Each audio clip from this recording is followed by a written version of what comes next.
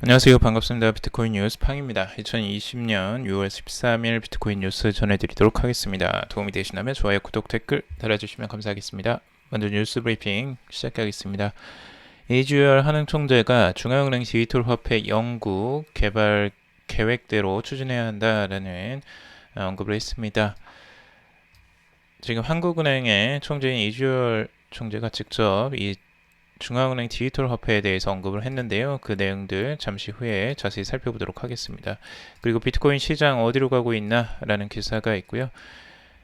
그리고 증시 비트코인 급락에 알트코인도 출렁이고 있다 라는 기사도 있습니다. 그리고 기재부에서 암호화폐 양도소득세 적용 결정된 바가 없다 라는 기사가 있습니다. 그리고 카카오의 이 디지털 자산 지갑인 클립이 초기 가입자 4명 중에 3명은 클레이를 보유를 선택했다라고 합니다. 자, 글로벌 자산 운용사인 뱅가드가 블록체인 기반 유동화 증권 발행 파일럿을 실시했다라는 소식이 있고요. 그리고 에스토니아에서 500개 암호화폐 기업에 허가 취소를 했다라는 기사가 있습니다.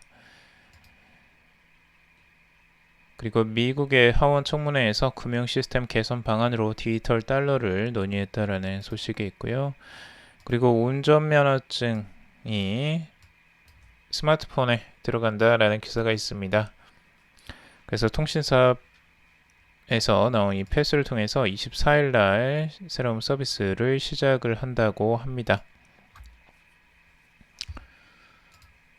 자, 그러면 첫 번째 기사부터 보도록 하겠습니다. 이주열 한은 총재가 이 페이스북의 리브라를 언급하면서 중앙은행 디지털 화폐 관련 연구 개발을 계획대로 추진해야 한다라고 강조를 했습니다. 이주열 총재는 한은 창립 70주년 기념사에서 지난해부터 불거진 페이스북 리브라 논란에서 보듯이 디지털 혁신이 민간 부분을 넘어 중앙은행 고유의 지급결제 영역까지 파급될 수 있다는 인식이 크게 확산하고 있다라고 말을 했습니다. 이어서 한은은 지급결제 제도의 안정성과 효율성을 도모해야 하는 중앙은행으로서 이러한 변화 흐름에 능동적으로 대처해 나갈 필요가 있다 라고 하면서 현재 진행 중인 중앙은행 디지털 화폐에 대한 연구 개발을 계획대로 추진해야 한다라고 강조를 했습니다.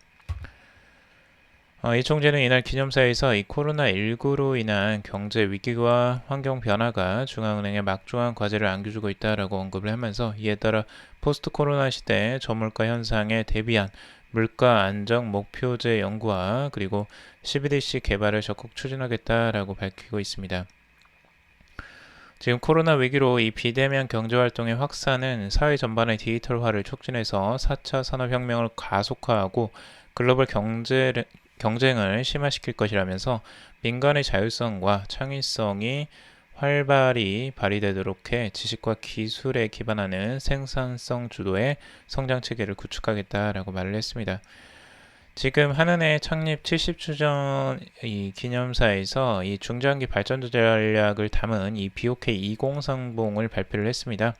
그래서 해당 전략을 통해서 한은은 이 디지털 혁신실을 신설을 하고 블록체인과 빅데이터, 인공지능을 활용한 연구를 강화하겠다라고 밝히기도 했습니다.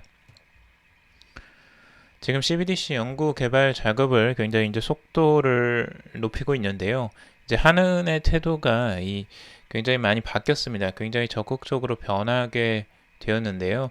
이 변화된 계기를 지금 우리가 이제 보는 그 페이스북의 이 리브라 공표가 이제 지난해 6월에 있었죠.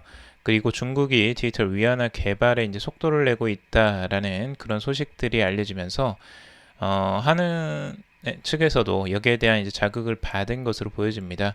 그래서 외부 지금 환경이 급변하고 있는 상황, 그리고 코로나19와 지금 지급결제 환경이 완전히 바뀌고 있는 상황들에 대비해서 하느니 빨리 지금 CBDC를 연구하고 개발해야 되겠다라는 그런 이제 그 기조로 이제 바뀐 형태라고 볼 수가 있겠습니다.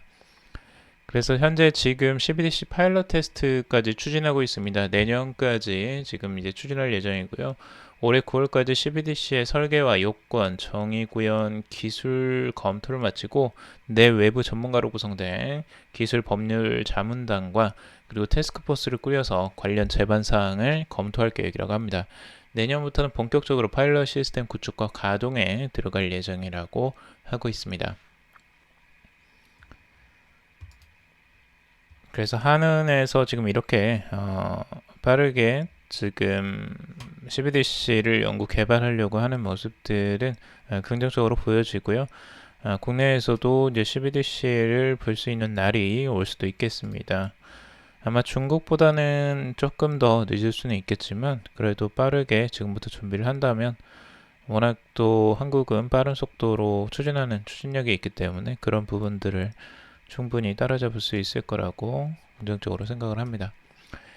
자, 그리고 비트코인의 지금 가격 흐름들 같이 한번 살펴보겠습니다. 지금 9,461달러 선에 위치해 있는데요. 어제에 이제 증시가 급락을 하면서 나왔던 급락폭에서 살짝 반등이 나온 상태입니다. 아래쪽에 지금 50일 이동평균선 아직까지도 지지를 받고 있는 모습을 보여주고 있고요. 지금 이 상황에서 어디로 이제 갈지에 대해서 의견이 좀 분분한데요. 다양한 의견도 같이 한번 살펴보겠습니다. 우선 빌 체리슨이 바라보는 비트코인의 단기적인 흐름은 지금 조정세가 추가적으로 나올 가능성들을 열어놓고 보고 있습니다. 우선 9,269달러 선에 이제 지지를 받고 올라왔지만 다시 한번 추가적으로 이 9,269달러 선을 터치한 다음에 추가적인 하락세가 8,900달러 선까지도 내려갈 수 있다라고 보고 있습니다. 그래서 단기적인 조정세가 조금 더 이어질 수 있다라고 보고 있고요. 반면에 지금 이제 트레이딩 샷 같은 경우는 위쪽에 이제 상승 가능성들을 추가적으로 또 열어놓고 보고 있습니다. 우선 지지를 받고 있는 아직까지 트렌드 라인이 깨지지 않았다라고 지금 보고 있는 것 같은데요. 9,500달러 선을 이제 지켜주고 위쪽으로 상승했던 과거의 패턴들이 있었는데 지금 2019년도에 이제 나왔던 이 패턴하고 지금 패턴하고 뭐 비슷하게 흘러간다라고 지금 보고 있는 것 같습니다.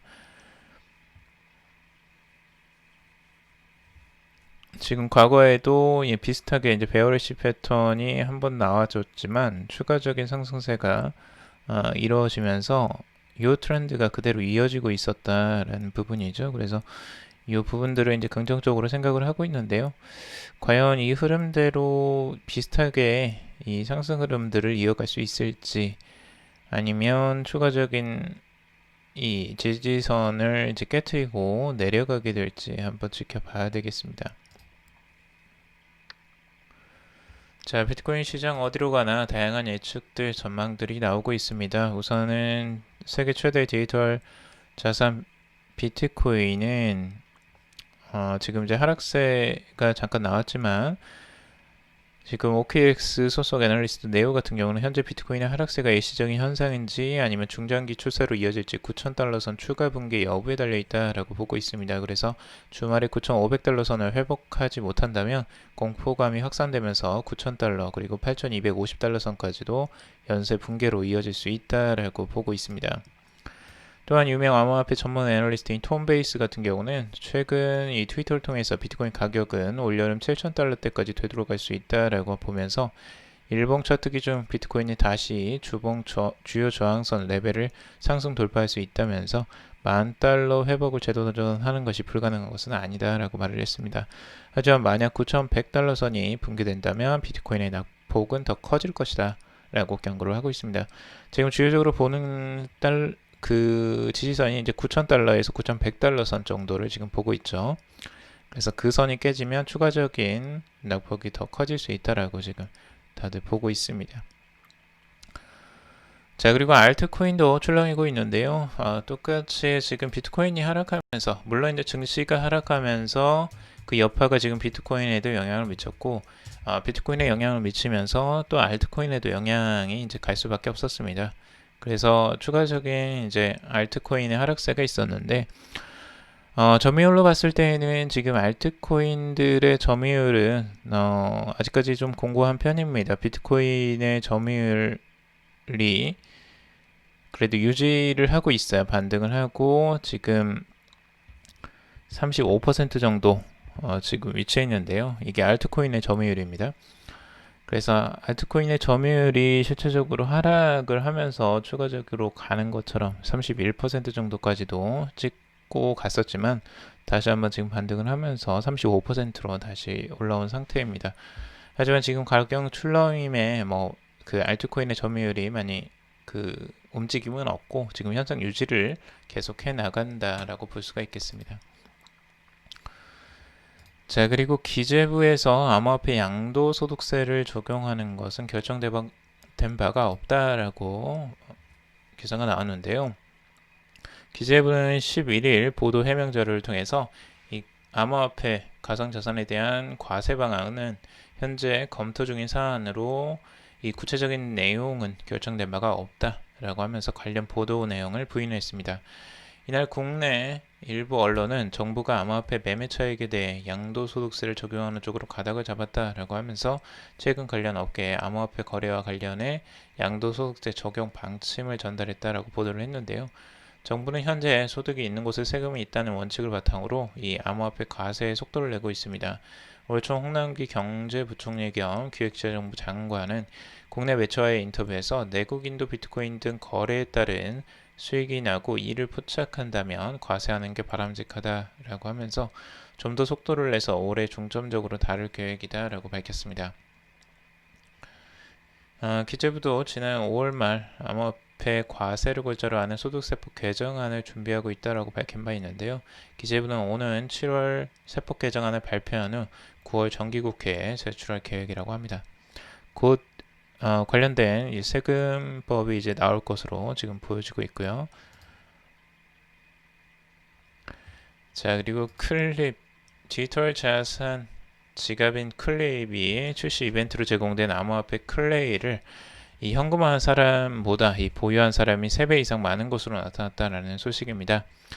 이 한재성 그라운드X 대표는 이 브런치에 올린 글을 통해서 클레이를 지급받은 가입자의 대다수 약 75%가 아직 클레이를 보유하고 있다라고 하면서 가입자 대부분이 클립의 추가적인 기능들을 기다리며 클레이를 처분하지 않았다라고 말을 했습니다. 카카오의 블록체인 기술 계열사 그라운드X는 지난 3일 디지털 자산 지갑 클립을 출시했는데요. 클립은 별도의 앱 설치 없이도 이 카카오톡을 통해서 블록체인 기반의 디지털 자산을 쉽고 간편하게 보관하고 거래할 수 있게 만든 디지털 자산 서비스입니다. 실제 이제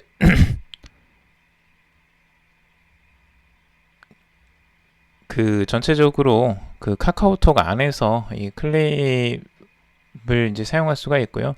기타 기능을 들어가시면 여러분들이 이제 활용을 하실 수가 있습니다. 근데 여기에서 이제 발행되는 이 클레이가 이제 중요한데 이 실제적으로 이 아무래도 이제 카카오에서 발행된 암호화폐다라는 그런 인식이 있고 거기에 대한 이 브랜드 가치가 이제 들어간 거죠. 그래서 어느 정도 사람들이 인식이 조금 더 이제 가지고 있으면 추가적으로 더 가치가 상승하지 않겠느냐라는 기대감들이 지금 여기에 반영이 됐다라고 보고 있습니다. 지금 사용자는 이제 소셜, 게임, 쇼핑 등 다양한 분야의 이 클레이튼 기반 블록체인 애플리케이션에서 이 획득한 디지털 자산을 보관하거나 카카오톡 친구에게 보낼 수 있다고 합니다. 현재 클립은 클레이튼의 자체 토큰인 클레이를 비롯해서 11종의 암호화폐와 대체 불가능한 토큰 NFT를 지원한다고 하는데요. 이 클립 출시 당시 그라운드X는 이벤트로 초기 가입자에게 선착순으로 암호화폐 클레이 50개를 지급했습니다. 이를 지급받은 사람들은 국내 암호화폐 거래소를 통해서 얼마든지 현금화할 수가 있는데요. 지금 국내 거래소에서도 이 클레이가 지금 거래가 되고 있죠. 그래서 충분히 현금화가 가능한 상태이지만 거래를 지금 이제 매도를 하시는 분들이 그렇게 많지는 않았다라고 해석을 하고 있습니다. 그냥 적당히 지금 매도를 하신 것 같아요. 카카오 측에서도 그라운드 X 측에서도 이거를 이제 어느 정도 예측을 했던 것 같고요. 근데 앞으로 이게 이제 그 사용을 정확하게 할 수 있는 사용처가 그렇게 많지가 않고 클레이가 이 그 가치를 인정받기에는 아직 좀 이른 것 같습니다. 그래서 이 플랫폼이 제대로 완성이 되고 실질적인 사용이 돼야지만 클레이의 그 가치를 인정받을 수 있을 것 같은데 아직까지 그리고 뭐 받은 금액 자체가 현실적으로 따져서 뭐 7,000원, 만원 정도 되는 금액이라 아직까지 뭐 크게 뭐 매도를 하거나 이럴 것까지는 생각을 하지 않으시는 것 같습니다. 그래서 뭐 한번 멀리 지켜보시죠. 이 뭐 클립에서 지금 이 클레이가 얼마나 확장이 될지 뭐 쉽게 끝날 일은 아닌 것 같고 장기적인 투자가 계속 될 것 같긴 하는데요. 장기적으로 한번 지켜보는 것도 괜찮을 것 같습니다. 자, 그리고 글로벌 자산 운용사 이 뱅가드가 이 블록체인 기반 유동화 증권 발행 이 파일럿을 실시했다라는 소식입니다. 글로벌 3대 자산 운용사 중 하나인 뱅가드가 디지털 자산 유동화 증권을 발행하는 블록체인 파일럿 1단계를 완료했는데요. 이 코인데스크에 따르면 뱅가드는 블록체인 네트워크상에서 자산 유동화 증권 결제에 필요한 전체 라이프 사이클을 모델링하는 데 성공했다라고 발표를 했습니다.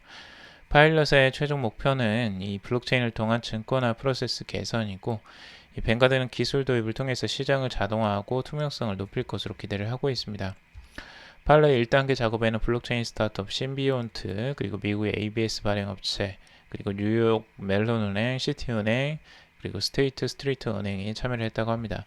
이 뱅가드와 신비온트는 2017년 말부터 자본시장에서 블록체인을 활용하기 위해 협력을 해왔다고 합니다. 워런 패닝턴 이 뱅가드 투자관리 핀테크 전략그룹 회장은 ABS 발행 프로세스를 디지털화, 간소화한다면 거래 속도와 투명성을 개선하고 비용과 리스크도 최소화할 수 있다. 라고 하면서 이는 새로운 자본시장을 위한 더 효과적인 비즈니스 모델로 이어질 것이라고 말을 했습니다. 뱅가드는 이 주가 지수를 추종하는 인덱스 펀드를 세계 최초로 도입한 자산 운용사이고요. 지금 특히 인덱스 뮤추얼 펀드랑 상장 지수 펀드 ETF로 굉장히 유명한 업체입니다. 지금 운영 자산 규모가 6조 2천억 달러로 약 7,300조 원 정도로 업계 2위를 지금 달리고 있습니다. 어마어마한 업체죠. 그래서 이 업체에서 지금 디지털 자산 유동화 증권을 발행하는 블록체인 파일럿을 실시하고 있다는 점 앞으로 좀 기대가 되는데요. 이 디지털 자산의 유동화가 적극적으로 이루어질 것으로 보여집니다. 앞으로 부동산이든 다른 이 고정된 자산들이 이제 유동화가 적극적으로 이루어질 것으로 보여지고요. 토큰화 형태로 많이 바뀔 것으로 보여집니다.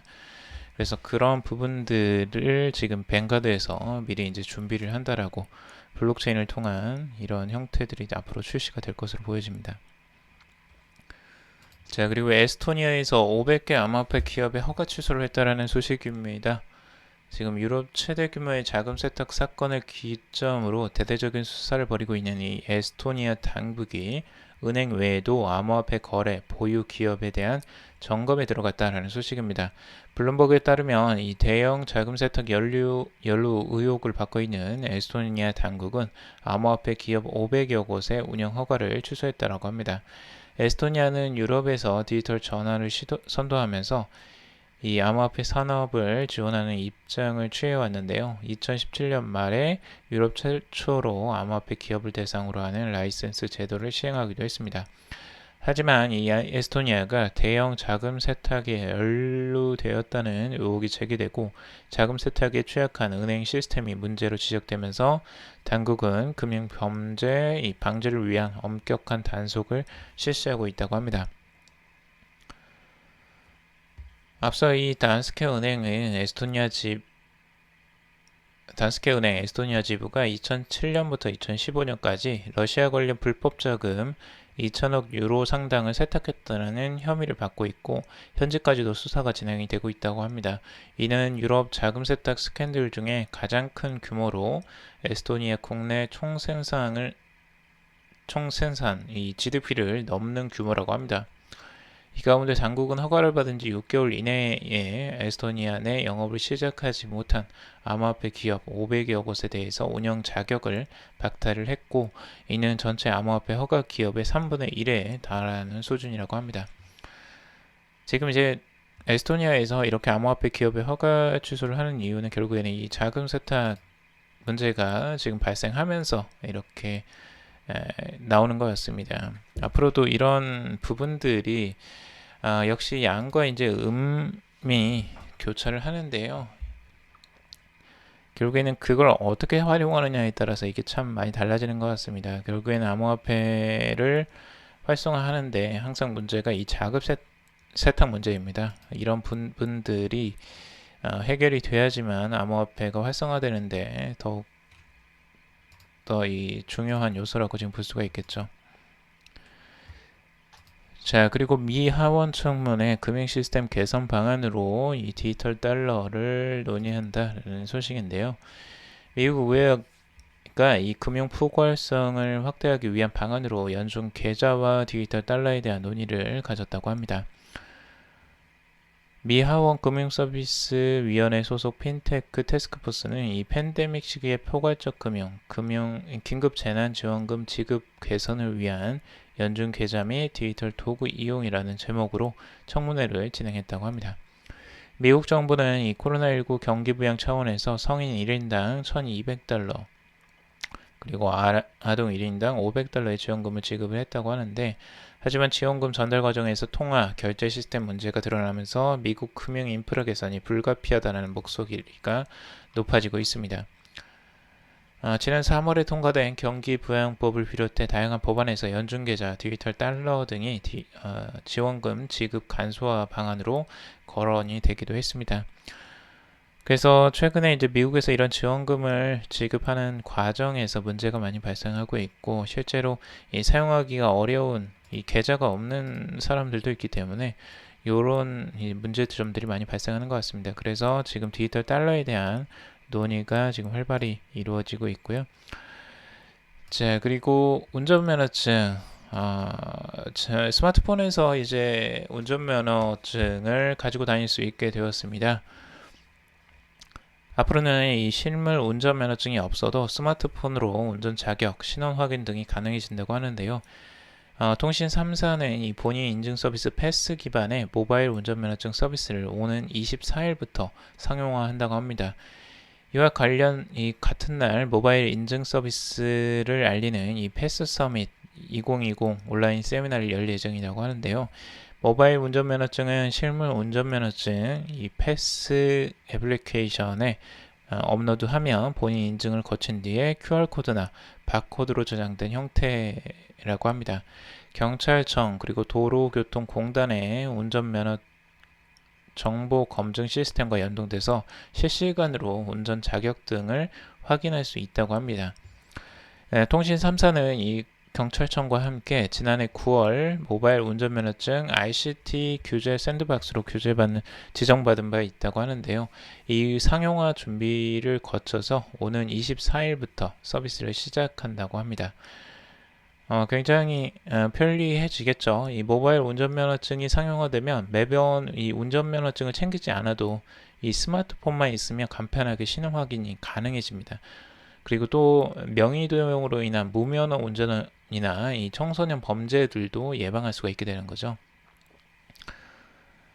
굉장히 이제 편리해질 것으로 보여지는데요. 운전 자격을 확인하는 거, 그리고 성인 여부를 확인하는 거, 그리고 신원 확인이 굉장히 간편하게 스마트폰 하나만 있으면 이제 다 되는 겁니다. 그래서 국내에서도 이 서비스가 이제 도입이 된다고 하니까 굉장히 기대가 되고 앞으로 굉장히 편리해질 것 같습니다. 이 지갑을 꼭 들고 다니지 않아도 이제 신분증을 들고 다니지 않아도 되는 스마트폰 하나면 뭐든지 다 되는 이제 시대가 곧 열리는 것 같습니다.